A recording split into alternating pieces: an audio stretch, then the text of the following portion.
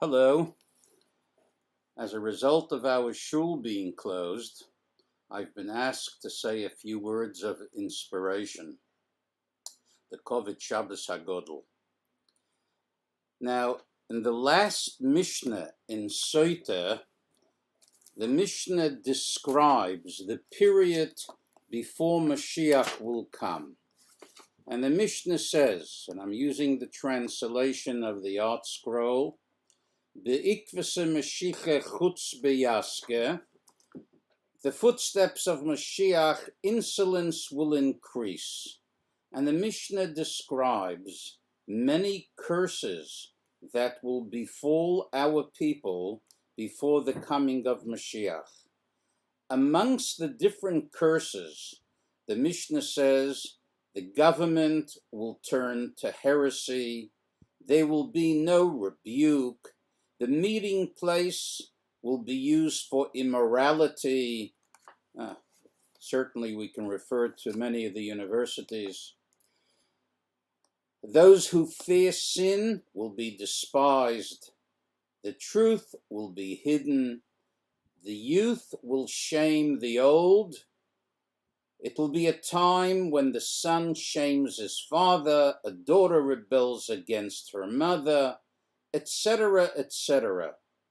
And the Mishnah concludes, after describing all of these different curses, which are an indication of the time before the coming of Mashiach, the Mishnah says, Al mi yesh lonu lehisho'en, al avinu shebashamayim. On whom can we rely? Only on our Father in heaven.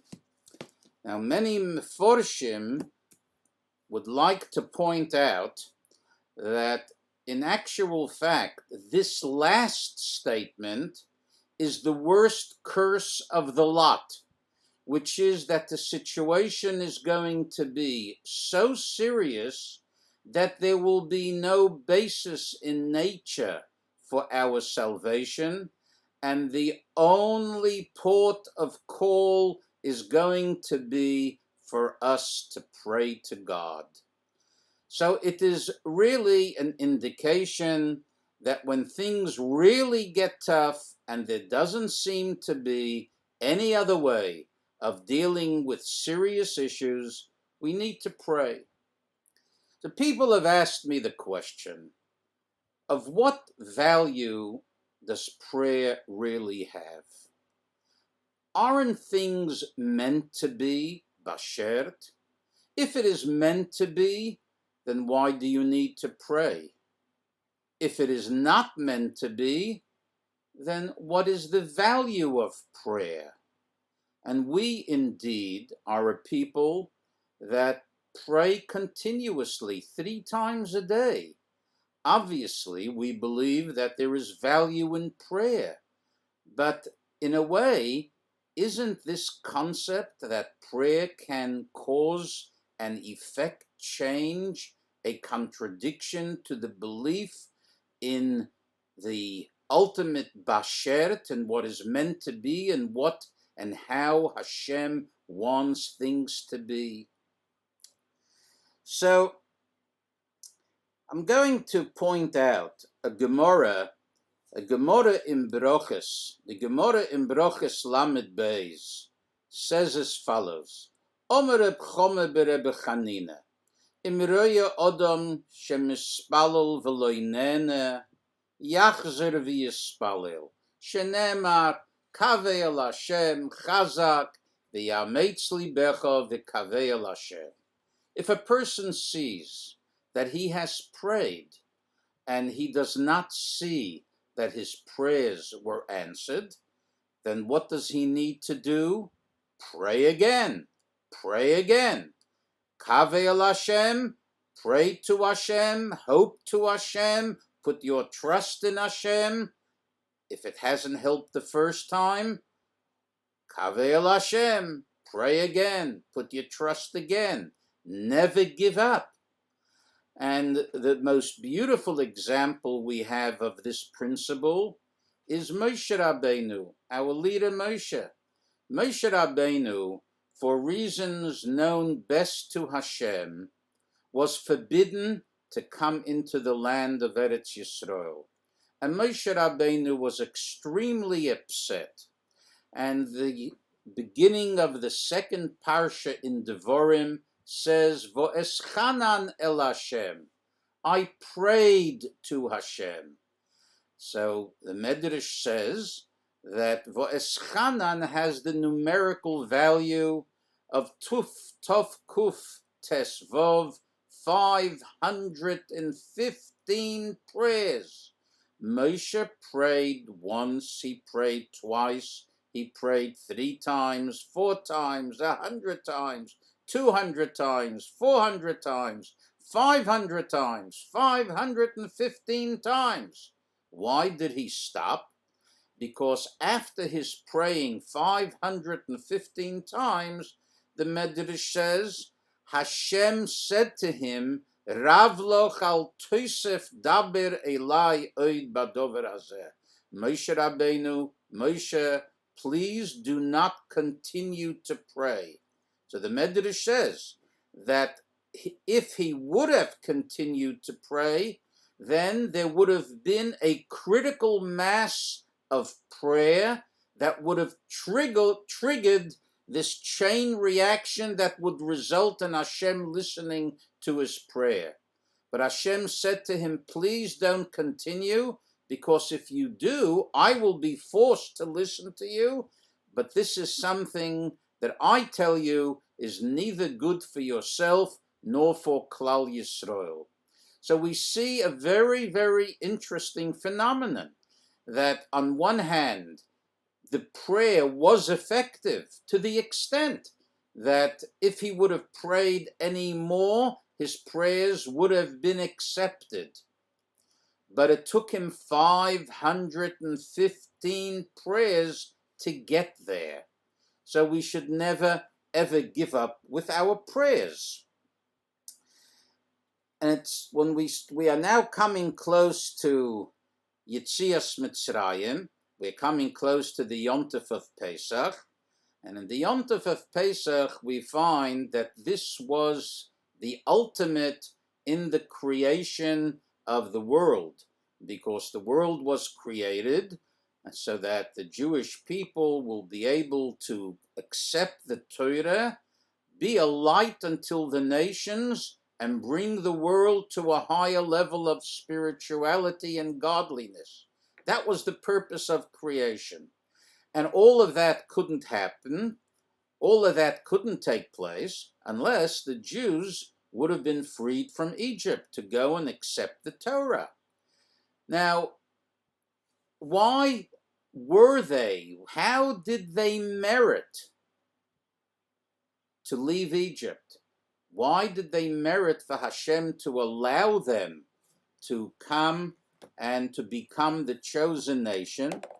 So the Torah tells us in Parshas Shemos, the Torah tells us that the Jews started suffering and they called out to Hashem, Vatal shavosom elhu alikim minhu avodah. They were crying, they were distressed from the hard labor that Paro was placing upon them, and they cried out to God.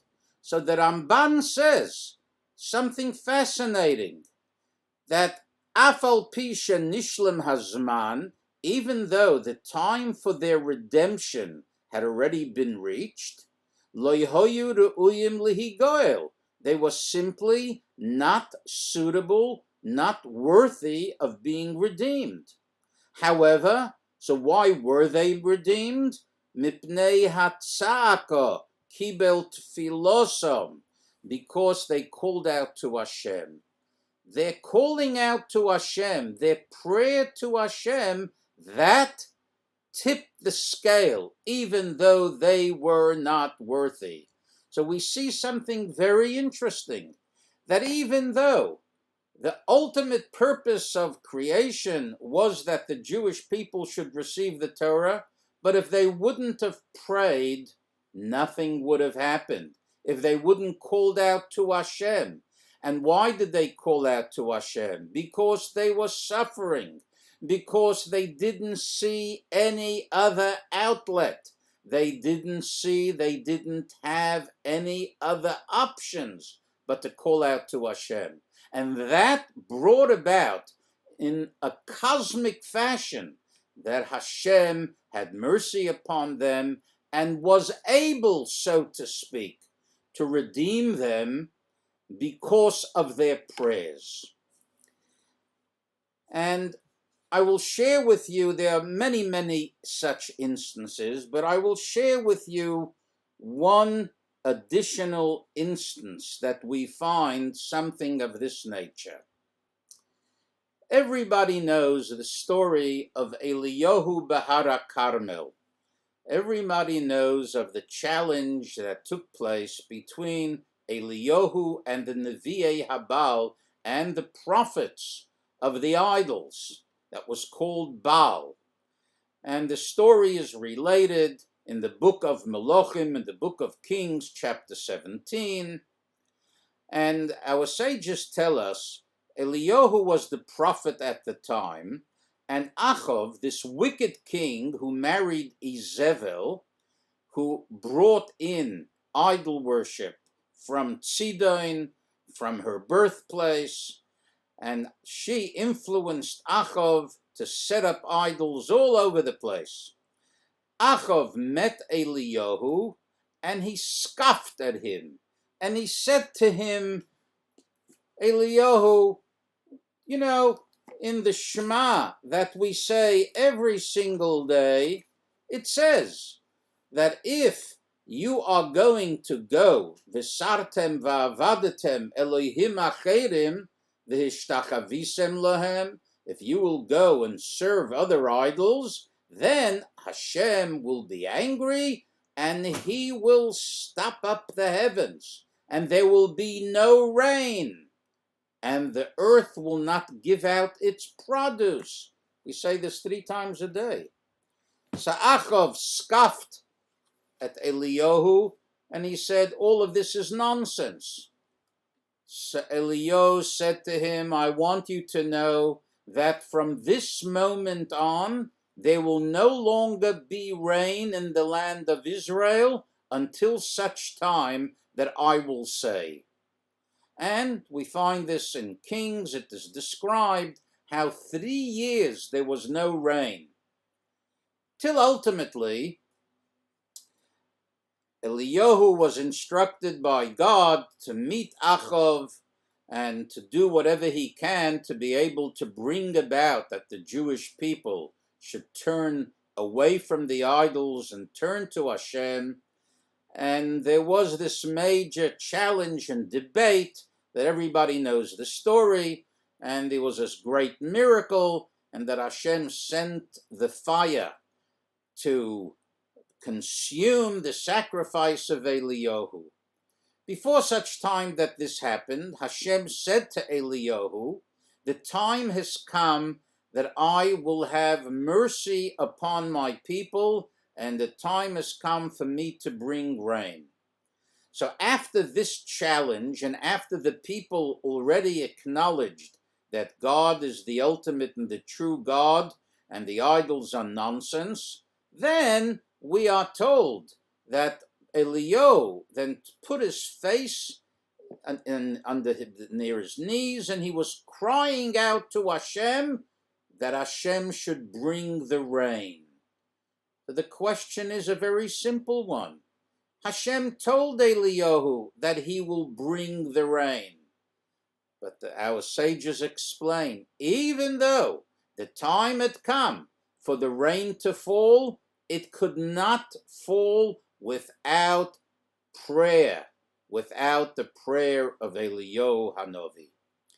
So prayer is something that is absolutely crucial to our belief system, and it is crucial to our being able to draw down from Hashem the blessings that we require. But just in case, you may think that, okay, I understand that the prayers of tzaddikim, the prayer of Eliyahu Hanavi, that's of great significance. Or the prayer of Moshe Rabbeinu is of very great significance. But what am I? I'm a very simple person. Of what value is my prayer? Why should I pray?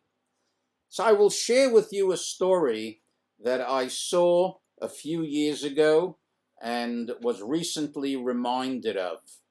And this story took place, I believe, in a nursing home in Pennsylvania. It's a nursing home that there were predominantly there were Jewish residents. And amongst the clients in that nursing home was a Jewish lady by the name of Mrs. Jacobs. Mrs. Jacobs was a fine lady, and she had very fine children, and the children who lived not too far from the nursing home came to visit her on a regular basis, nearly on a daily basis. One day, the daughter of Mrs. Jacobs, gets a telephone call from the nursing home, and the lady on the other end says, "I'm sorry to have to share with you that your mother died overnight."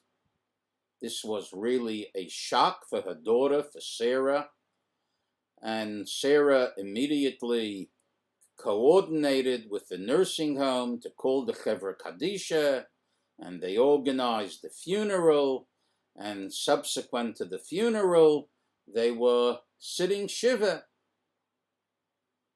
Suddenly, the second day of Shiva, Sarah gets a telephone call.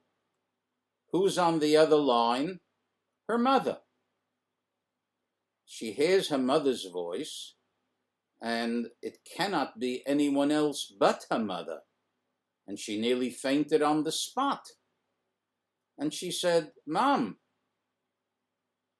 we were told that you died, and we buried you, and we are now sitting Shiva." So obviously, Mrs. Jacobs was very, very upset. Immediately, they complained to the management. The management then called and apologized and said that by accident, the patient, the client that died was a Mrs. Cohen, but it was the people that were there on the spot when it happened overnight didn't exactly know what they were doing, and they made a mistake.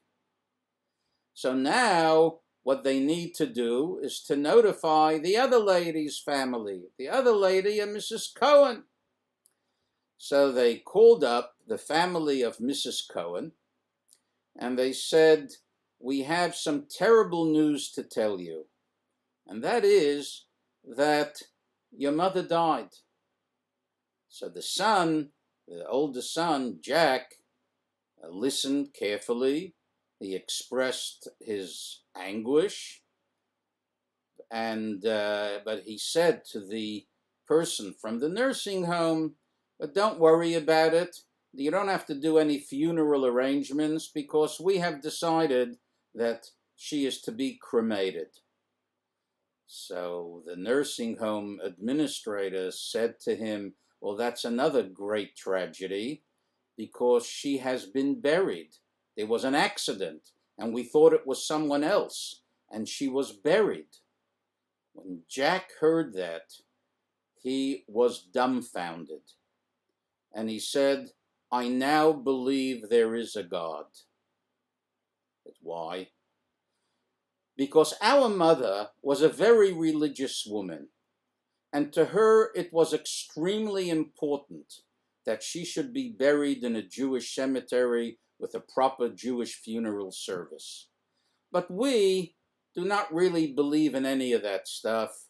We are more modern, and we told our mother that really it is unnecessary. We don't believe in life after death. We don't believe in all of these fairy tales, and therefore, as a result of that, we're sorry, but she is not going to be buried. We are going to cremate her. So the mother then said to Jack, well, if that is the case, if that's your attitude, and if that's your decision, then I have no option but to pray to God. And I will do so 3 times a day, to pray to God that somehow or another he should facilitate that when the time comes for me to die, I should be buried in a Jewish cemetery with a Jewish funeral service. The prayer of a simple, believing lady. Our prayers have an impact. We don't understand many, many issues, and we have more questions than we have answers, but we accept the fact that prayer is extremely crucial, and in times like this, when al mi yesh lanu lehishoyin ela Avinu shebashamayim, as the Mishnah says, just before Mashiach, we can depend only on Hashem. So in addition to doing whatever we need to do from a health point of view, from a social responsibility point of view, we need to continue to pray to Hashem that he should bring cures to all those that are ill. He should bring Mashiach. And just by the way, this year is exactly the same schedule as the time when we were redeemed from Egypt, that the Pesach was on the Thursday, and this year Pesach is on the Thursday. And may it be the will of Hashem that, as we say in the beginning of the Haggadah and in the end of the Haggadah, that Lashona Habo B'Yerushalayim, that the next year, which means Mashiach should come now, so that we should be in Yerushalayim for Pesach. Good Shabbos.